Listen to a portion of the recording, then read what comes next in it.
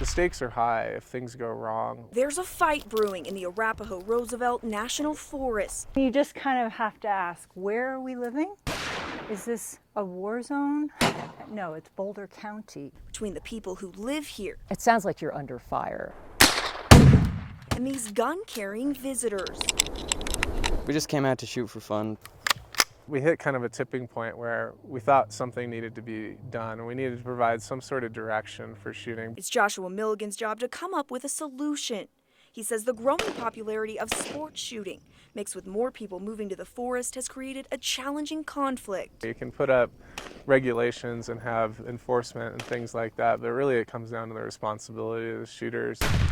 He took us deep into the woods to see the problem firsthand. When you talk about people shooting on the forest, this is basically what it looks like. You can see hundreds of shell casings, leftover paper targets, and even a broken car radio. I'll grab this thing. People use just about anything to shoot at. Milligan says this location is a safe place to target shoot. But while traveling down this bumpy dirt road on Switzerland Trail, we come across another location where the Forest Service has had to ban shooting. People tend to believe they're out in the middle of nowhere, when in fact, if you walk down this hill a little bit, you start seeing a subdivision.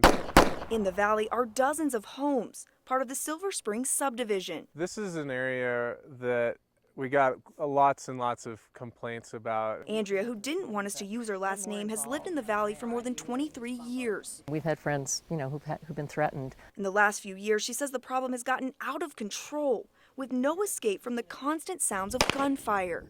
Safety is the hugest concern. We have a neighbor in our subdivision who had a bullet go right by her head. Hiking, picnicking, biking, it's all off the table.